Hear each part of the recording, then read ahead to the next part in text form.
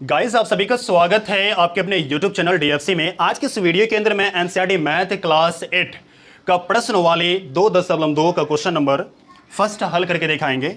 तो सवाल क्या दिया गया, यदि किसी संख्या के आधे में से 1/4 घटाया जाए तो 1/8 प्राप्त होता है। क्लियर है? किसी संख्या के आधे में से 1/4 घटाते हैं तो 1/8 प्राप्त होता है। तो संख्या ज्ञात कीजिए। ठीक है, देखो किसी भी संख्या का अगर आधा करना हो तो उसको 2 से डिवाइड करना होता है। जैसे 40 का आधा करना हो तो आपको 2 से डिवाइड करना पड़ेगा। कैसे? देखिए, 40 का अगर आधा करना हो तो 2 से डिवाइड कीजिए तो आपके 20 आएंगे। ओके, फिर देखिए 20 है, उसको 2 से डिवाइड कीजिए तो क्या आएंगे? 10 आएंगे। बातें समझ रहे हो?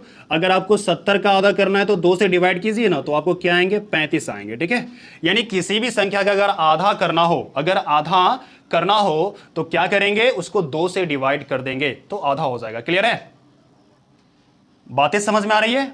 ओके, तो देखो लिखा यहां पर सवाल है, यदि किसी संख्या के आधे में से, तो कोई संख्या तो मुझे पता ही नहीं है ना, तो मैं मान लूंगा यहां पर। ठीक है, जैसे हल में आप देख सकते हैं, मैं सिंपली यहां मान लेता हूं। क्या मान लेता हूं?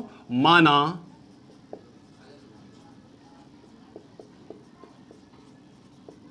कोई संख्या x, ऐसा मैंने मान लिया कोई संख्या क्या है? x है। अब ये संख्या के आधे में से, तो यहां पर प्रश्न से है इसलिए हम प्रश्न अनुसार लिख सकते हैं। ओके, तो इसके आधे में से, समझ में आ रहा है? इसके आधे में से 1/4 घटाया जाए तो घटा दीजिए, 1/4 घटाइए तो क्या प्राप्त होगा? 1/8 प्राप्त होगा।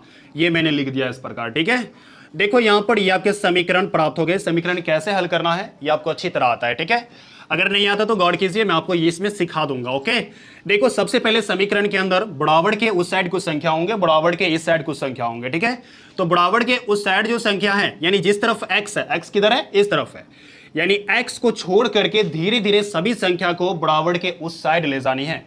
बातें समझ में आ रहा है? ओके, तो सबसे पहले क्या करेंगे? 1/4 को उधर ले जाएंगे।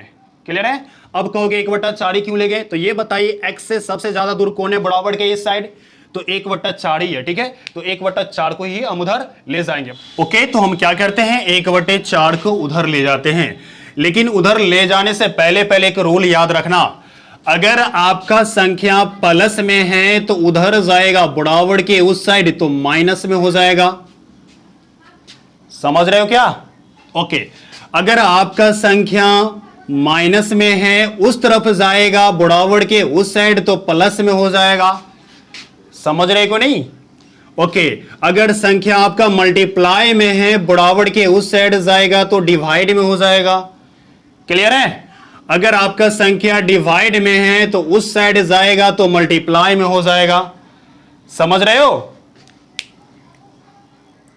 तो आपको यह रूल याद रखनी है, बिना इस रूल का आप नहीं बना पाएंगे। ओके, तो देखिए यहां पर सिंपली 1x बट्टा में 2 और 1/8 है, ये उस तरफ ले जाइए इसको, तो ये प्लस में है, सॉरी माइनस में है, प्लस में हो जाएगा 1/4।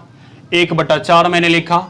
अब देखिए यहां पर x/2 में 2। ओके, यहां पर भिन्न जोड़ बन गया।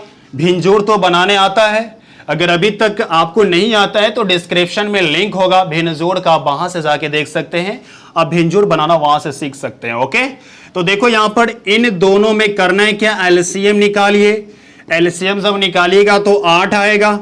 निकाल के देख लेना कि एलसीएम भी सिखाना पड़ेगा, देख लेना। ओके, 8 इकाई 8, तो फिर 1 इकाई क्या होगा? 1। अब देखो प्लस 4 दूना 8, तो 1 दूना क्या होगा? 2।